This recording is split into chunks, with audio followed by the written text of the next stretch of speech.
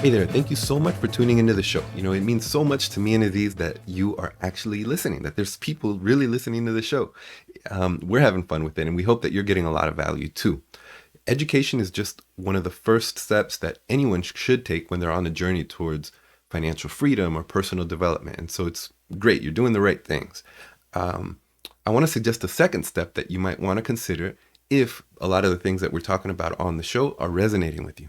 Consider visiting our website, legatoinvest.com/invest. And there's a button where you can click to gain access to our opportunities. And what will happen is you'll schedule a call with us. We'll talk, we'll get on a Zoom, and we'll get to know your investment experience. We'll get to know you. We'll learn about your objectives. And then if it's a good fit, we'll actually start to present you with real investment opportunities from time to time. And you'll be in the driver's seat where you can say, no, I don't like that one. And yes, I do like that one. And those real decisions, that means that you're actually in the game towards your financial freedom. So consider visiting legatoinvest.com/invest. Again, that's LEGADO invest.com/invest. Hey everybody, welcome to another episode of Screw the Stock Market. Today we're having another special timeout episode with Aziz and Alex. It's just us today. We got no guest. We're just riffing. How's it going, Aziz? Pretty good. I like the artwork. Sweatshirt you got there. You say what? Nice sweatshirt. Oh, you're trying to copy me now. I see. I am. I am trying to copy you. Yeah. No. I was actually looking forward today. I wanted to have a little bit of a conversation regarding just the mindset of people. You know, it's interesting. Everybody keeps talking about, trying to do this thing where they're just trying to get rich. They want to make it big, but nobody wants to do a damn thing to do it. It's frustrating. You sound a little bit like Kim Kardashian. Like, nobody wants to work. No, not like that. No, people work, but that's the problem. They're putting all of their energy into non-productive things. And when I say non-productive, I don't mean that they're just being lazy at home doing nothing. But I'm saying that they're working to essentially make somebody else rich on a constant basis and killing themselves to make somebody else rich. I mean, we know so many people that are the hardest working people ever. If they switched their mindset to just putting that same level of effort to making themselves rich, as opposed to, whatever else that they're working on in terms of their actual careers. I mean, these people, a lot of them are smarter than we are. Oh my gosh, so many. Yeah. I mean, I don't think I'm particularly a genius, I feel like I'm an average intelligence kind of person. Yeah, we're about normal. But maybe a little bit above average. I'm a little bit. No, but we know some all-star people. Yeah. They should be billionaires at this point, but they put all of their energies and passions. And and it's great. It's commendable. They love what they do, but they could be rich and still do what they love to do. Yeah. I think in the Rich Dad, Poor Dad book, right? There's a whole chapter about it. He calls it minding your own business, which is, again, you go out and work and you're minding their business. And then you have to build in some time to mind your own business and build your own business, your own finances, your own goals, and work towards your own kind of end goals in life. And I think that's exactly what you're getting at, is that so many people don't do that. And it's tough. I mean, it takes energy. But I think what you're saying is they're putting in energy. Yeah, they're putting in energy like crazy. I mean, they put in more energy than I've seen normal people on average do. These people are ridiculous, the amount of effort they put into it. But they still... Now, you and I have a special code for this mentality. The gills? Yeah. It's, I guess we grew up with The Simpsons, and there's that, the salesman, the old Gil, ooh, this is my shot. I'm finally... And he things never work out for Gil. Like he works his butt off. He's, and it's not just because of the effort. There's obviously Gil. Yeah. He has desperation. He has a lot of other kind of mindset issues too. No, but these people aren't desperate. They're doing very well for themselves, but they could do better. That's what I'm saying. With just shifting into something completely different that just focuses on them. But for some reason, they think that the entrepreneurial route or the investing route or whatever, beyond just the most casual aspect of it, is way beyond them. And it's like way more taxing and way more complicated than it really needs to be. And you know what? I think society as a whole has conditioned people into this mindset. It's just conditioned them to believe that this is how it works. Yeah. That's one of those like little catchphrases we have, right? Like whenever we're talking about this, is like we name this show "Screw the Stock Market," and it's not really about the stock market. It's about kind of that mindset that I think we're all taught to believe. I'm too dumb to handle my money. I need to trust someone else with it. Here, just take my money. I don't want to think about it again for another 30 years till I retire, and hopefully by the time I'm ready to retire, there'll be something in there that I could live off of. And pretty much what we're all about is talking about a path where you take control and you take charge over your future and your finances. And so, yeah, I mean, empowerment is huge, right? We want everyone to just feel like no one is going to care about this as much as you. Yeah. And so now, granted, there are times when, if you've got the money that you can actually allocate to just passively put it away and have it work for you and actually create big returns, that's also good too. But again, some people are also afraid of doing even that. It's just we're just conditioned to be workers a lot of times, and it's an interesting kind of mindset. I don't know. It's hard to understand. I mean, we've gone through it as well, so it's not like Now, how about this? Do you think that as immigrants or children of immigrants, that we're more likely to fall into that mindset or more likely to break out of it? It depends, because if you see most businesses nowadays, they are started by immigrants. I mean, they come in, they're hustling, they're trying to get things done, but at the same time, you also get the immigrant mentality. It's like, oh well, you got to keep your head down. You gotta go to school and focus on your studies. Become a doctor, become a lawyer. Don't take any other risks. Just focus on that. So you've got that dual dichotomy kind of thing going on in society. Between, I think it is a fact, especially for you and me as children of immigrants, we probably are more likely to be pushed into that mindset of, a safer, less risky route of having a good, stable job. But I mean, whereas I think our parents or the people who come in who maybe don't have a good corporate kind of path in front of them, right? For the most part, as immigrants with maybe language challenges or less of a pedigree in education, the corporate path is not available. So more of our parents' generation is very much going to be entrepreneurial just to make ends meet. So I was going to call you out on that one though, because we actually have the split going on between the two of us.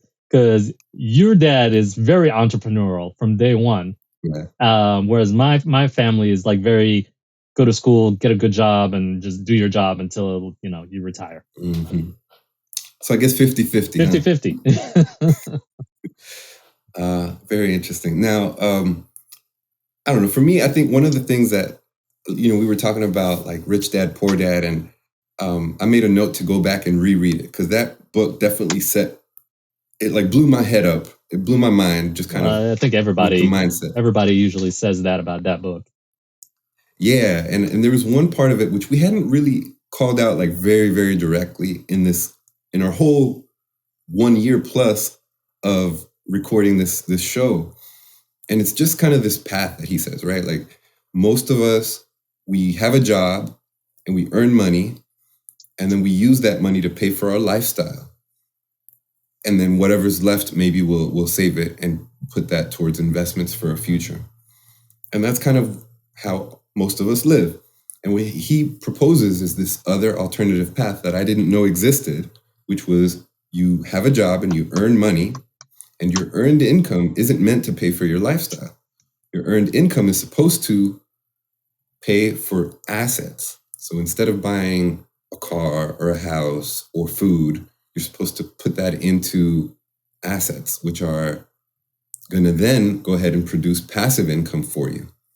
And then the passive income, which is a long-term goal, maybe not so long-term. We've seen plenty of examples of people who are able to build up passive income and attain financial freedom in relatively short spans. But once they have that passive income, that's what's going to then pay for their lifestyle. And at that point, you don't have to work another day in your life. And there's a bunch of examples that we've covered. Obviously, we're big believers big believers in real estate. We're big believers in businesses and franchises and what other kind of stuff. Notes. Yeah. There's a bunch of asset classes that actually will pay you passive income, Insurance. or insurance and semi-passive income and things like that. So I think for most of us, I mean, for me, that was new. I had never seen that mapped out so clearly as it had been in that book. And that kind of started me on this path towards how can I get assets? Yeah, and it's exciting. And now I own 2 assets. I have 2 different apartment buildings, and we're blowing up, right? We're gonna reach new heights this coming year. Yeah. And well, technically, you had 3. It's a fun game. 3. Remember, you sold a property as well, so that used to be 3 properties. That was, yeah. So. But I never had 3 at the same time. But anyways, but it's all good. So it's a nice feeling to have an asset and have something that there's money coming in every month, whether you get up, whether you don't.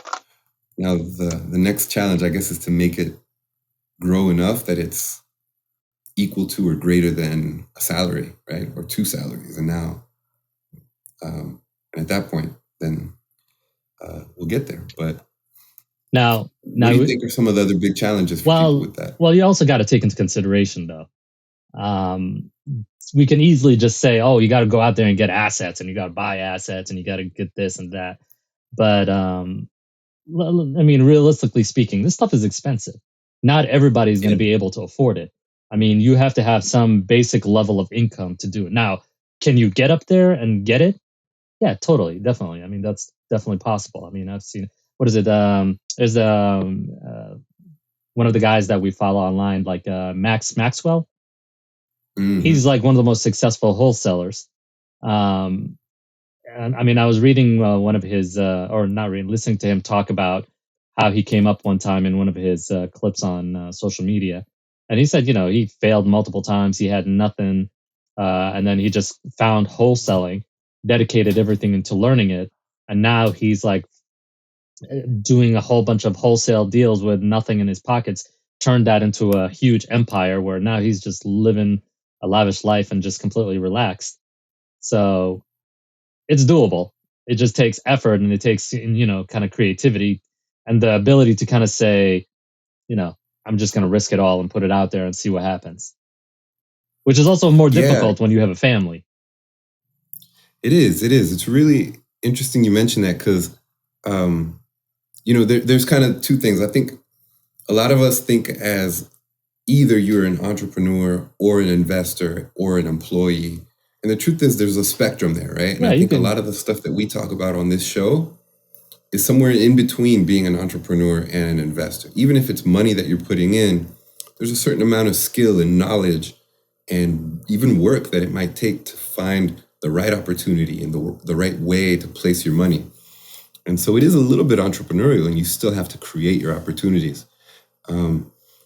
I mean, I guess, so there's that. And then the other thing is, I just went to this conference this past week. It's called Raise Fest. It's all about people who raise capital for different investment opportunities and different types of asset classes.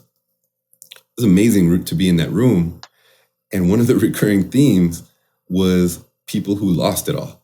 People who, were flipping houses and making great money. And then 2008 crash happened, and boom, all their assets, all the work that they had done just kind of took a dive, and now they lost everything. And then they just get themselves back up from their bootstraps and like figure out a way to bounce back.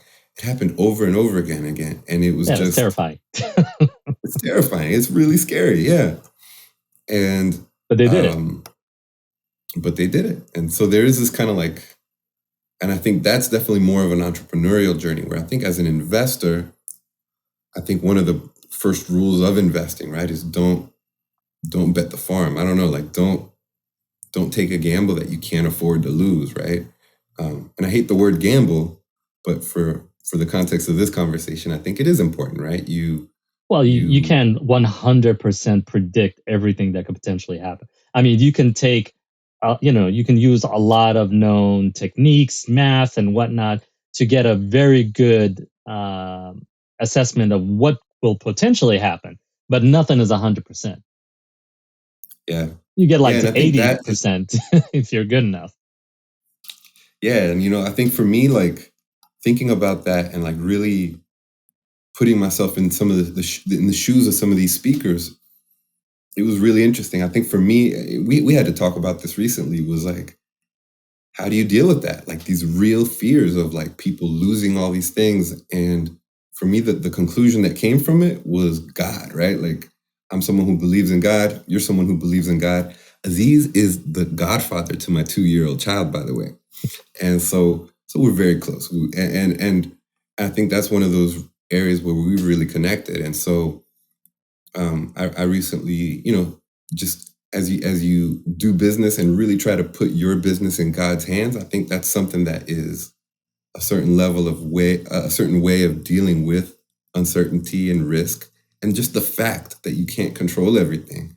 But at the end, we got to live our lives and we got to go after our dreams and we got to try to do things that are going to get us the kind of life that we want. And so for me, that was kind of my conclusion coming out and hearing all these kind of horror stories is like, hey, we're going to do what we have to, and we got to believe that God's watching out for us and he wants what's best for us.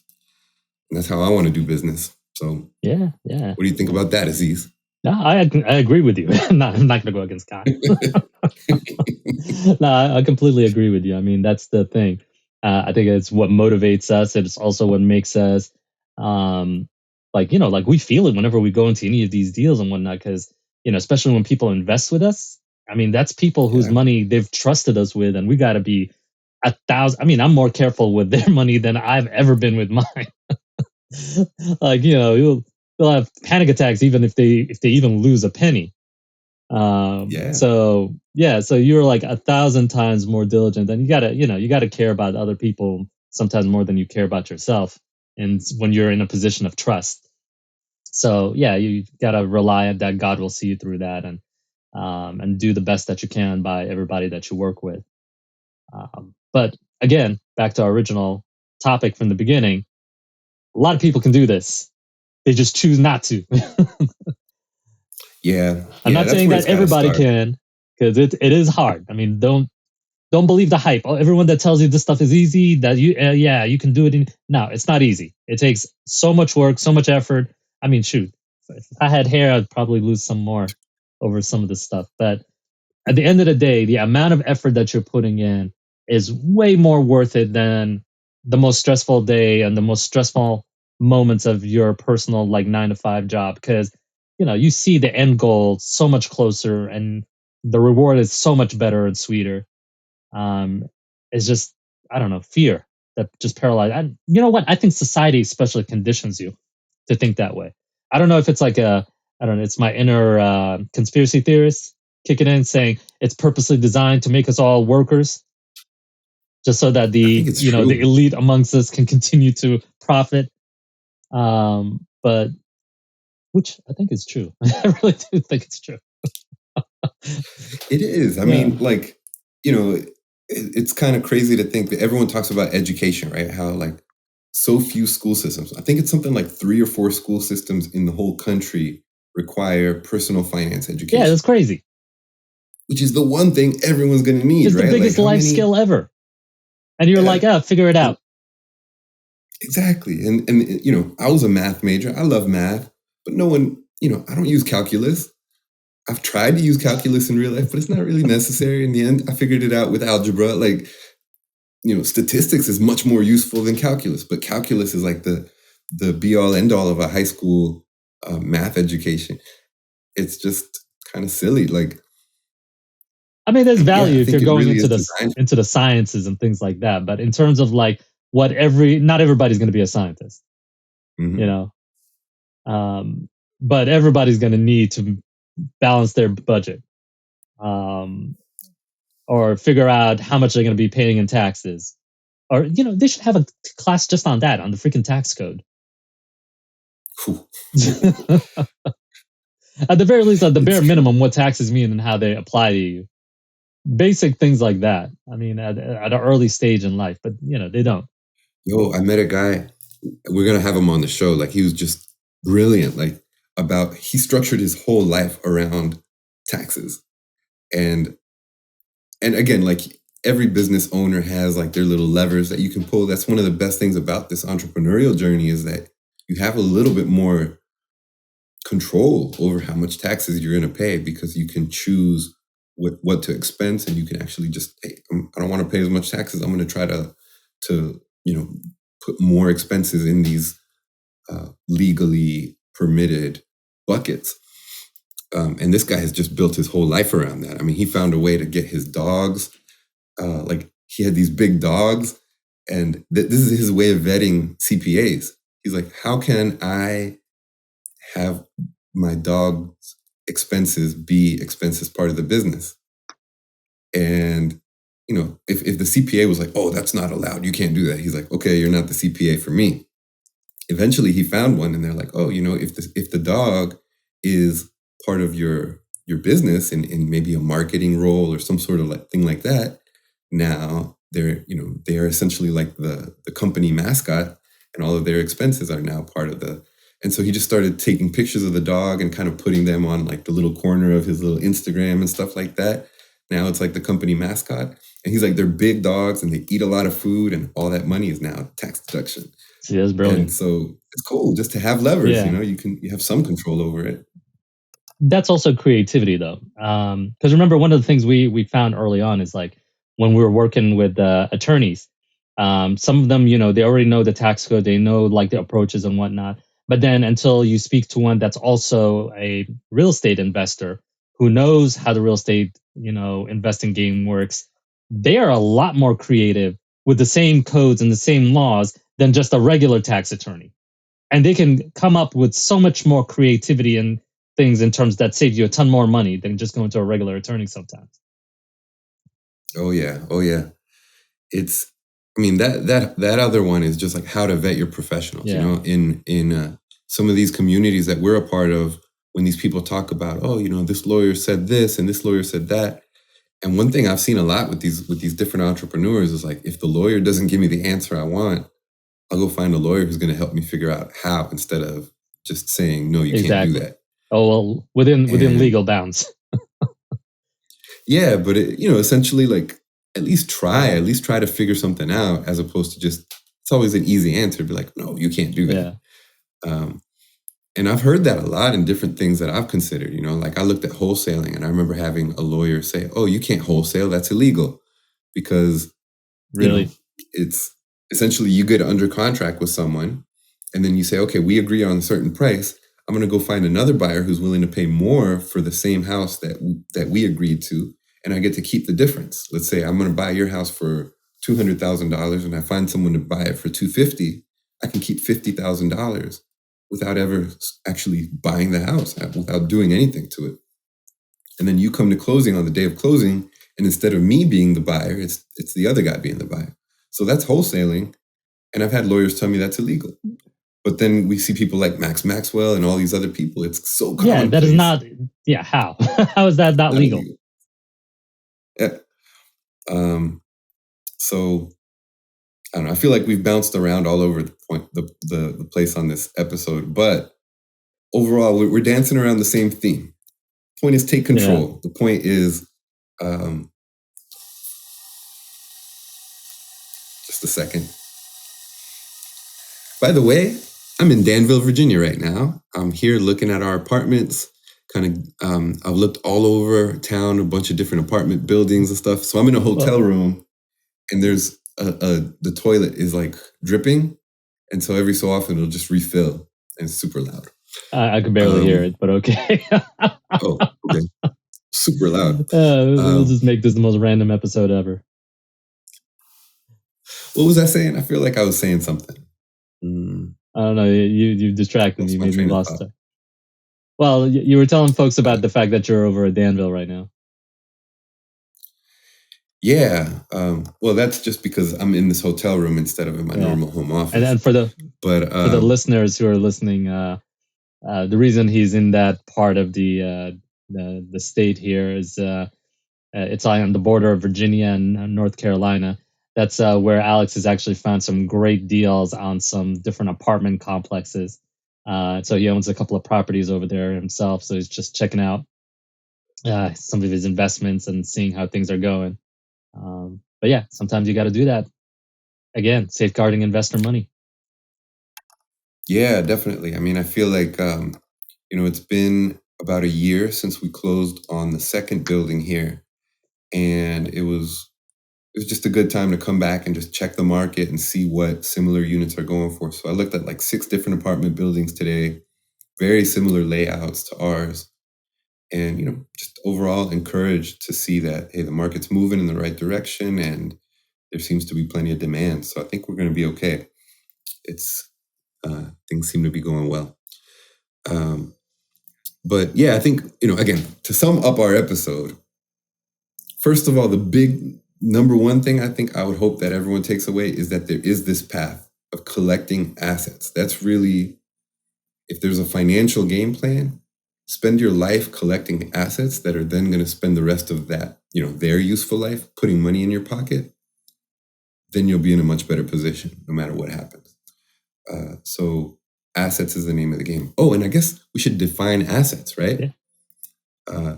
Again, going back to Rich Dad, Poor Dad, his definition is very clear cut. An asset is something that puts money in your pocket every month, whereas a liability is something that takes money out of your pocket every month.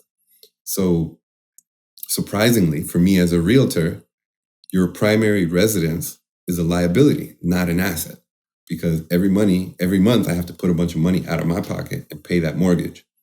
Whereas an investment property, which, there's a tenant going out to pay the rent, and that's putting money in my pocket, that's an asset. And so I struggled with that one. That was a very interesting thing. I was like, wait, I've been helping people to buy liabilities. And so, generally, the rule of thumb is try to limit the liabilities that you acquire and try to maximize the assets that you acquire. If you do that over a lifetime, you're going to pretty much be financially happy and stable. And let's not always just come to the conclusion that a house is always going to be a liability. I mean, you've had a previous home that you sold and you made a 6-figure return off of that property on top of what you bought it for. That's true. And, that's a 6-figure payday that went straight into your pocket, not even the bank. So it can be an asset. Yeah. So I struggled with it, right? Because I was like, wait, but Kiyosaki says it's a liability.